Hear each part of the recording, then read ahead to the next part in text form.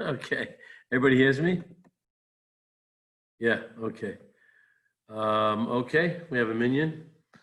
No, we don't have a minion. We have a minion if we count the ladies, because we have Doctor and his wife there.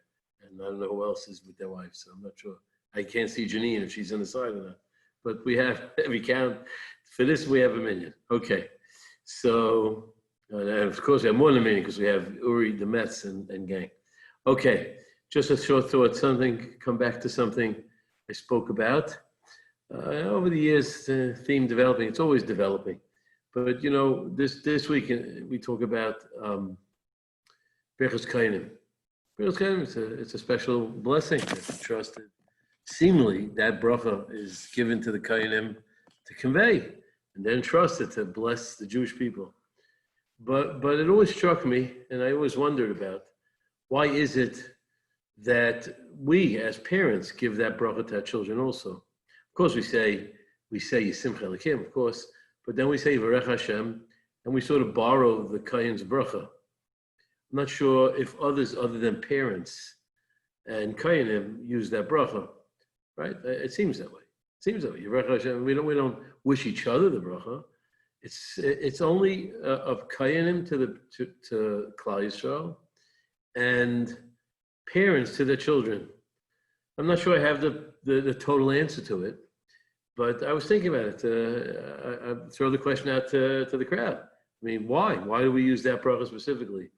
It's a beautiful bracha, but why do we use that when we bless our children? Specifically, the bracha we borrow from the Kainim. There's a million brachas, a million tefillas and tilim and all over Ashkifim and Kachacha. There's a million brachas we can give children. Why is that the bracha? And what right do we have? What common denominator do we have with the Kainim we give the bracha and Klal Yisrael that we give it to our children, that same bracha? So I had discovered some time ago that the Akedas Yitzchak, 15th century sage, community leader, Rabbi Yitzchak HaRamah, beautiful sefer, very complicated, very long, lengthy. It's quite tedious. At any rate, he says something about Berachos Kainim, which struck me, and I think the answer is there. I think so. He says, it's strange. Why does God need us? Anyway blessing us. He says, "V'ani avarchem." I'm going to bless them. He says, "Kais v'aros b'nei Yisrael, v'ani avarchem." It's going on the Kainim, it's going on Klal Yisrael, it's going on both. But Hashem is giving them. So what is it that the Kainim are doing? I mean, if Hashem's giving the bracha anyway, so what is it that the Kainim are conveying? So he says a very radical idea. He says that the blessing what the Kainim are really doing, and if you think about the bracha, it says, "V'samu eshmi v'ani avarchem." V'samu al b'nei Yisrael v'ani avarchem. He says what Klal Yisrael is doing is as follows. I'll read you the translation. He said, "What is the benefit of this mitzvah? He, the exalted one, is the one bestowing his blessing. V'ani avarchem. Does he need their assistance? What is the intention of let them place somewhere Shmi al b'nei Yisrael v'ani avarchem? What is this placing? What do you mean you're placing my name on them? You're carrying something you put on their head?" He says like follows, and he says a very simple aside, and I'll connect it to what I said. What I think it has to do with us as parents, those of us that have children. Why we give that bracha? He says the main success of man is when he has an accurate perception that all his achievements are determined solely by Hashem. This is the thrust of this mitzvah, to assert before the nation, the Kainim are entrusted with conveying a message to them. I guess it's a blessing, but it's more than that. It's, may Hashem bless you. Yevarecha Hashem. Yar Hashem elecha. May Hashem illuminate his countenance for you. May Hashem yisa Hashem panav elecha. The emphasis of the Berachos Kainim is merely directing Klal Yisrael's attention that the source of all blessing, make no mistake, it's not some makubal, it's not the Rebbe, it's Hashem. It's Hashem. He gives it, conveying a message and establishing in their hearts that all blessing stems from Hashem.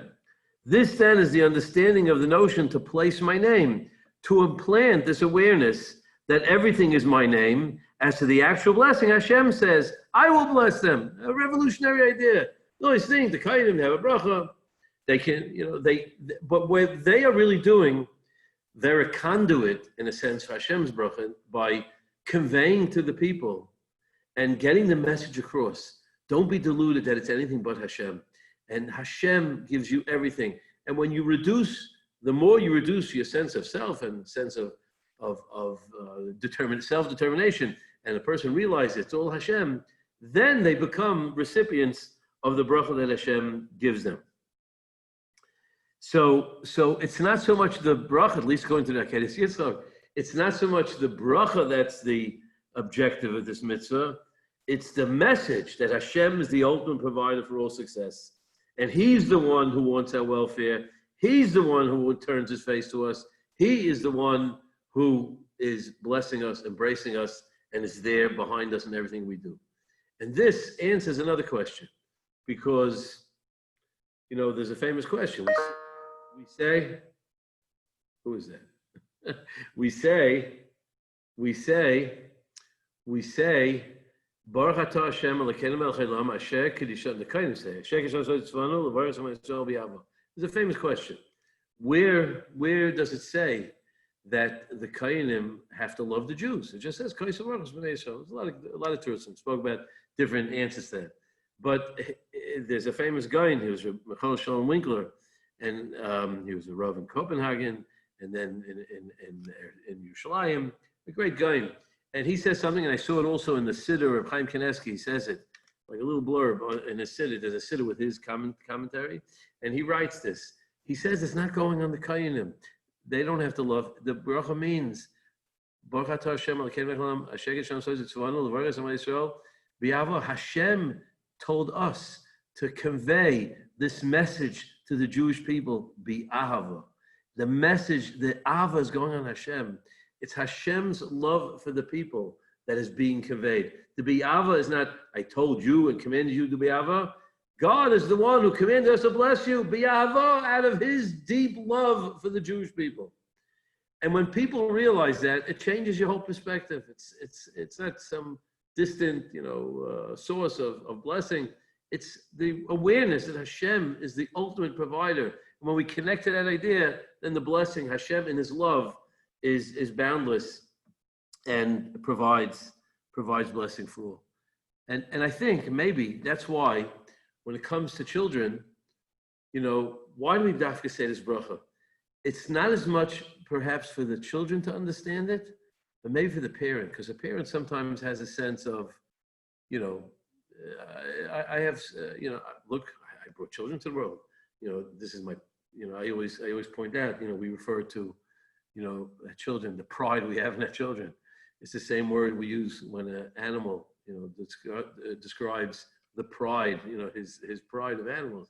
It's like some sort of, we sometimes look at children as our possessions and our control, and we bestow our kindness upon them, and so on and so forth.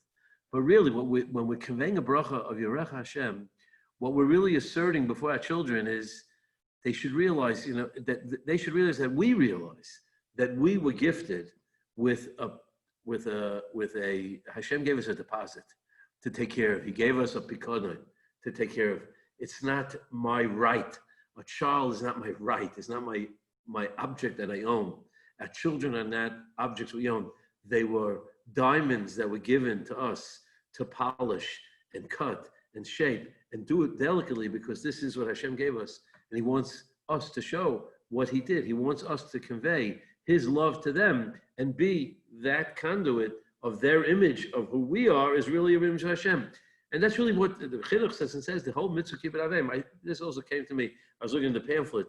If you look at the pamphlet that Rabbi Grossberg wrote, the whole lesson over there is very much this point that, they are the conduit to HaKadosh Baruch Hu. Children should see parents as feeling fortunate that they were given the opportunity, the privilege to take the pekudon of Hashem and operate on His behalf and nourish them and develop them and do the job that Hashem gave us. So when we say to our children, Yivarech Hashem, we're doing the same thing that the Kainim are doing. We're saying, realize I don't see myself as your owner or your controller. I'm here to convey the privilege I have. Yivarech Hashem Yishmerecha. I see you as a gift, and something that I have to present to you, that I'm merely a representative of Hashem's love to you. And that's really what a parent's role is. Yirach Hashem, Yar Hashem, Yisa Hashem. And it's the same idea with the Kainim. It's a little bit of a thought that something to think about. And I'm going to repeat a story. I don't know if you remember I said it, but it's a great story. I heard it from my son years ago. I said it over several times for Yavis. But it's a great story because I like to end up with a story. And it sort of emphasized this idea that, children aren't our possessions or our right. It's a privilege that Hashem gave us. And when we appreciate it that way, then we can be a conduit, just like the Kayin are a conduit, to convey to them the love of Hashem. And that love of Hashem defines our relation with them. And that's the same role that the Kainim are doing in the Bracha. And that's why we borrow that concept. And the story goes like this. It's a story happened in Lakewood a few years ago. And I think some people haven't heard it, others have. So it's a good story. You remember the details. A couple had been married for 12 years and not blessed with children. They wouldn't consider separation, had exhausted much energy and resources to bring children into the world, but to no avail. They finally considered adoption, and the husband mustered the strength to register at a local agency. He was given a long form, 5 pages long. He dutifully filled it out and was left with 2 last questions. The second to the last question asked him to list the 5 things he loved most. He was a frum guy. He was a kid learning in Lakewood. He was a young man. He answered foremost his love for God, then Torah, mitzvahs, concluding the list with similar notions, Shabbos, Yontif, things that are special that we love so much. Then he came to the last question. That was the next to the last question. The last question was, will you love this child more than any of those 5 things? He was aghast. He couldn't answer it honestly. And he put down his head and broke down in tears. He couldn't answer it honestly. How can I say that? Hashem, obviously, a child is, but Hashem is the end all. He couldn't answer it honestly and put his head down and broke down in tears. He finally got hold of himself, handing the form to the clerk and apologized. He simply couldn't answer the question honestly.